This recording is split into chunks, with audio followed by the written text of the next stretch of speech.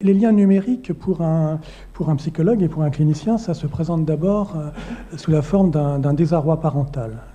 Les parents que je peux recevoir sont des parents qui sont désemparés devant l'émergence de comportements de pratiques numériques chez leurs enfants et chez leurs adolescents, et ces comportements, ils ne les comprennent pas.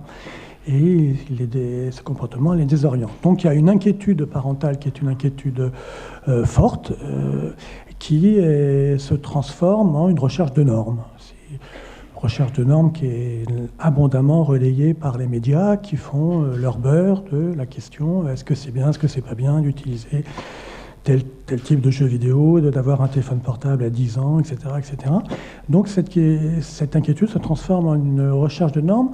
Mais malheureusement, si on se borne à répondre comme ça de façon directe à cette recherche de normes, eh bien, on ne va pas très très loin, et en tout cas, on n'arrive pas à avoir une intelligibilité de la situation dans laquelle nous sommes tous plongés. C'est-à-dire l'émergence massive de pratiques numériques dans notre culture. Alors pour aller plus loin, pour essayer de comprendre et donc de mieux répondre, eh bien, il faut observer. Et on dispose en fait de 4 postes d'observation. Le premier poste d'observation, c'est celui des communications numériques. Les communications numériques, ce sont l'usage des téléphones portables, l'usage des SMS, l'usage de Skype, un système de vidéo pour communication à distance, etc. Ces communications numériques, elles sont en plein développement, en pleine croissance. Elles sont soutenues par l'industrie, soutenues par le marché, soutenues par les besoins des entreprises, et elles se répercutent dans les usages domestiques et familiaux. Alors ces communications numériques, elles se donnent d'abord comme une victoire. C'est une exultation de ces communications numériques. Victoire sur le temps, victoire sur l'espace. Le téléphone portable rapproche les hommes. Skype permet des communications vidéo instantanées. Les grands-parents sont en contact avec les parents, avec les petits-enfants. Les liens familiaux donc deviennent constants. Ils ne sont pas altérés par les distances géographiques. Ils ne sont pas altérés par le temps. Donc c'est une grande victoire. C'est présenté en tout cas comme ça dans notre imaginaire sociétal. Les communications numériques rapprochent les hommes et rapprochent les liens familiaux, redensifient les liens familiaux. Alors c'est certes vrai, ça aboutit aussi à une sécurité accrue. Les parents peuvent laisser filer leurs enfants dans les rues de Paris, sachant que ces enfants peuvent être toujours joignables par leur téléphone portable, et ils demandent aux parents de leur envoyer des SMS. Donc le lien de sécurité se trouve renforcé, etc., etc., etc. Alors bien évidemment, cette exultation de la victoire sur l'espace-temps, il a une face opposée, une face sombre. C'est-à-dire que la question d'abord de la solitude. Est-ce qu'on doit toujours être en contact? Est-ce qu'on peut se construire comme être humain sans vivre des expériences de solitude? Est-ce qu'il n'y a pas une vertu formatrice de la solitude? Est-ce que c'est pas important pour un enfant, pour un jeune et pour un adolescent, à un moment donné, d'être sans possibilité d'être joint ou de joindre? C'est-à-dire d'avoir cette expérience d'une solitude qui peut être là une solitude d'insécurité, mais une solitude de construction de soi. Le deuxième aspect négatif, c'est celui de la désincarnation. Même si on peut envoyer des petits smileys sur un téléphone portable pour dire qu'on est content ou pas content, c'est quand même des chaînes de caractères numériques, alphanumériques, qui sont véhiculées dans l'espace, et il y a là une communication qui est désincarnée. Et nous allons vers des communications de plus en plus désincarnées. Moi, j'ai l'expérience de parents qui sont loin de leurs enfants parce qu'en poste à l'étranger et qui ont des rendez-vous par Skype tous les jours avec leurs enfants. Moi, je reçois les enfants en psychothérapie. Et les enfants, ils ont ce contact, mais c'est un contact d'une grande frustration parce qu'il n'y a pas tous les contacts émotionnels qu'on peut avoir quand on est en contact réel avec des parents. Donc la facilité de la communication ne signifie pas la qualité de la communication interhumaine. Le deuxième poste d'observation, ce sont les jeux vidéo. Alors, les jeux vidéo, c'est une pratique massive, extensive, dans les pratiques dites ludiques des enfants et des adolescents, soutenues par un marché, y compris les entreprises françaises qui sont florissantes, et qui donc amènent sur le terrain des activités ludiques ces jeux vidéo. Alors ces jeux vidéo, effectivement, ils défraient la chronique parce qu'ils génèrent des pratiques intensives, et que ces pratiques intensives, elles ont été rapprochées de l'addiction. C'est-à-dire que des jeunes de 12-13 ans qui rentrent dans un jeu vidéo en ligne, un monde persistant, donc en clair, donc des jeux vidéo qui se jouent à plusieurs dans des espaces virtuels qui continuent à exister, même si on se déconnecte de ce jeu, et ben, ces pratiques de jeu génèrent des comportements intensifs de jeu. Et vous pouvez trouver des jeunes de 11-12 ans qui vont jouer tout un week-end entier, perdre les rythmes nictémaires du jour et de la nuit, etc., avoir des comportements statiques dont ils ne bougent plus, ils grossissent, etc., etc., etc. Donc le modèle de l'addiction était un modèle qui a été avancé, relayé par les médias, accro aux jeux vidéo, etc., et qui en fait un modèle qui, je crois, obscurcit la compréhension du phénomène puisqu'il n'éclaire. L'addiction, d'abord, on met tout dans l'addiction, tout sous ce concept, et il devient plus discriminant. Je crois qu'on aurait intérêt à comprendre que ce que font les jeunes dans les jeux vidéo, c'est d'abord la recherche d'une expérience. Et c'est une expérience complète, parce que l'immersion dans les mondes virtuels génère une expérience de vie qui est une expérience de vie d'une qualité exceptionnelle, et qu'il n'y a parfois pas photo entre l'expérience de vie d'un jeune qui rentre dans un jeu vidéo tout à fait extraordinaire sur le plan graphique, tout à fait extraordinaire sur le plan des interactions qu'il peut avoir avec les autres, et puis sa vie réelle d'être dans un F2, dans un HLM de banlieue. Le monde virtuel est bien évidemment beaucoup plus exaltant et beaucoup plus riche de potentialités que le monde réel. Donc si on oublie que ces jeux vidéo procurent des expériences de vie majeures, eh ben, on ne peut pas comprendre ces phénomènes d'addiction. Et les parents, bien évidemment, qui passent un œil au-dessus de l'épaule de leur enfant et qui voient quelque chose qu'ils ne comprennent pas, ne peuvent pas comprendre l'intensité de l'expérience de vie qu'un jeune joue quand il rentre dans un jeu vidéo. Alors, la deuxième chose qu'on attribue négativement aux jeux vidéo, c'est la question de la violence. Alors, c'est évident que le marché est libre, il est trop libre, sur la question des jeux vidéo. Les syndicats des éditeurs de jeux en ligne se sont mis d'accord ensemble pour faire une signalétique. Les pouvoirs publics se sont retirés, et donc on trouve aujourd'hui des jeunes de 12-13 ans qui jouent à des jeux d'une grande perversité, des jeux qui seraient absolument réservés aux adultes, et que même pour lesquels la censure publique, la censure républicaine devrait s'opposer à la publication de ces jeux vidéo. Mais si on en reste là, et si on ne comprend pas que ce que cherchent les jeunes dans ces jeux de guerre, c'est une expérience qu'ils ne peuvent plus avoir dans la vie réelle, et bien on manque aussi quelque chose. Ce sont des jeux de combat, et il existe des vertus formatrices au combat. L'agressivité, on doit la juguler, on doit la réguler par des institutions sociétales et culturelles, mais elle est une constance de l'homme, de la femme, de l'espèce humaine. Elle est présente, l'agressivité. Et si elle ne trouve pas cette agressivité des voies de sublimation ou des voies de transformation, eh ben elle reste à l'état brut, et elle aboutit à des choses difficiles, des passages à l'acte, des comportements de violence. Donc je pense que les jeunes, dans les jeux de combat, cherchent une régulation de leur agressivité. Et peut-être doit-on renverser notre système de jugement de valeur et de comprendre que dans ces jeux de combat, les jeunes cherchent les vertus formatrices de combat. Jusqu'où je peux aller, quelles sont mes forces, quelles sont mes limites, quelle est mon expérience de la compétition avec l'autre, quelles sont les ressources d'agressivité que je veux mettre en œuvre ou que je ne veux pas mettre en œuvre.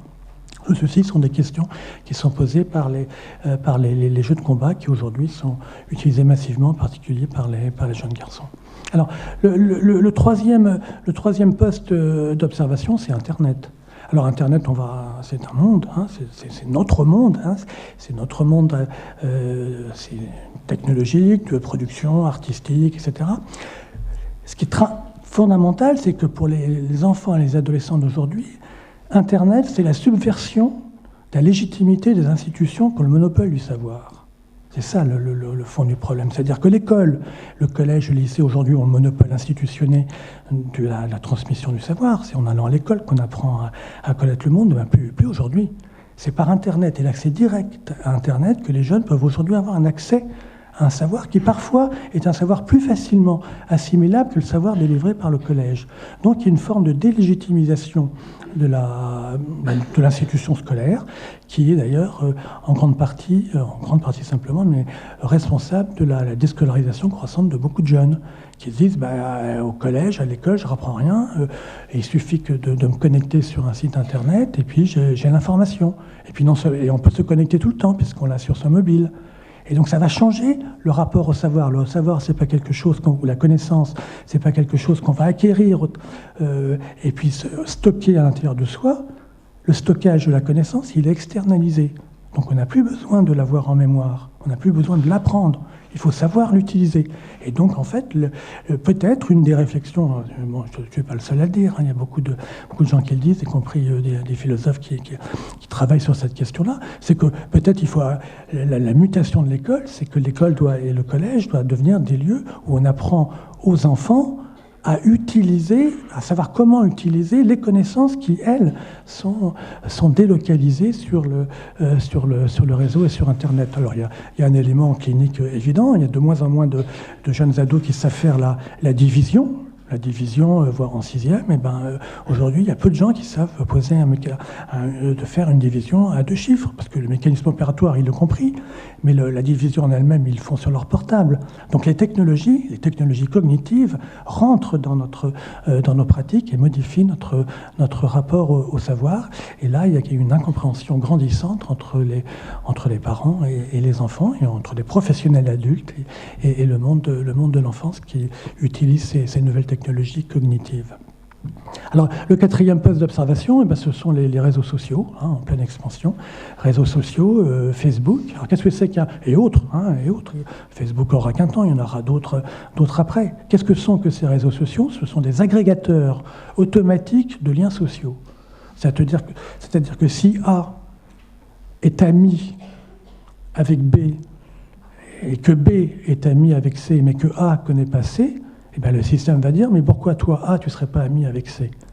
Et donc, il y a cette génération automatique de liens qui fait qu'il y a des constructions de liens qui se créent dans les réseaux sociaux, dont utilisent beaucoup les adolescents. Alors, ces réseaux sociaux, ils posent d'abord un premier problème de fond, qui est celui qu'ils nécessitent une extimité.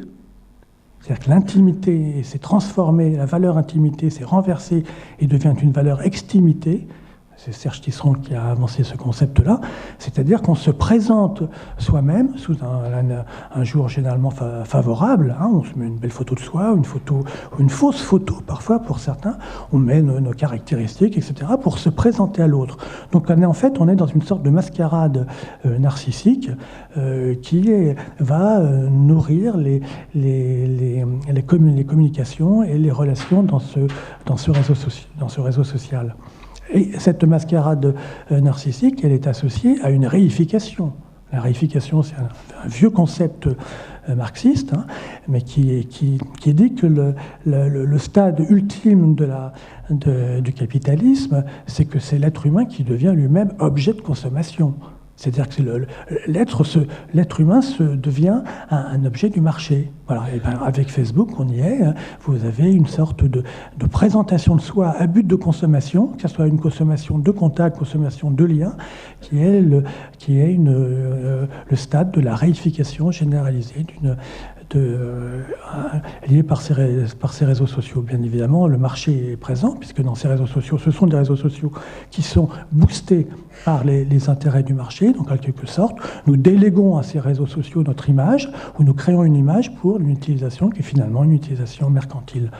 L'autre point extrêmement négatif de ces réseaux sociaux, c'est la dégradation des valeurs.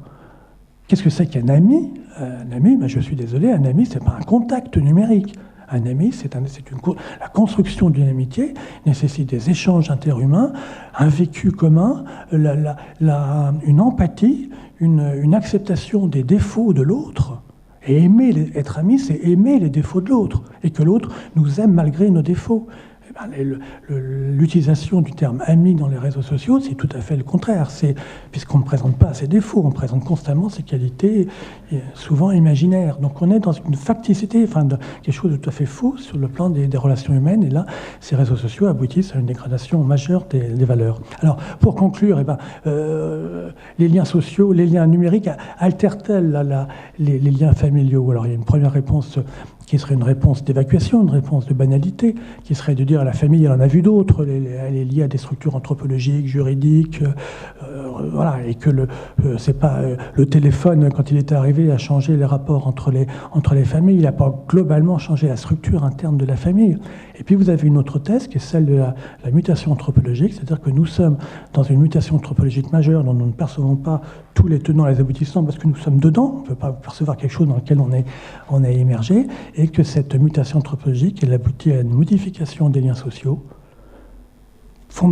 Les relations de classe, les relations économiques, tout ça, sont bousculées par cette émergence de nouveaux liens qui émergent de l'ancienne société, de l'ancienne culture, et que, bien évidemment, cette mutation anthropologique, elle va avoir des effets sur les liens familiaux, ne serait-ce que parce qu'on appelle la néoténie, c'est-à-dire le fait que inversé, c'est-à-dire que parfois des enfants et des adolescents en savent plus que leurs parents sur le plan numérique et deviennent des enseignants de leurs parents. Donc il y a là une inversion. Alors, on ne va pas trancher entre ces deux thèses. En tout cas, parce que c'est trop tôt, et puis ça demande une réflexion pluridisciplinaire approfondie, mais en tout cas, ce qui est une certitude, c'est que l'espace numérique, c'est un champ de bataille. C'est un champ de bataille dans lequel vont se heurter la société civile, les valeurs républicaines et le marché, qui est présent. Et dans ce champ de bataille, nous devons à la fois prendre parti et exercer une réflexion critique. Voilà, je vous remercie de votre attention.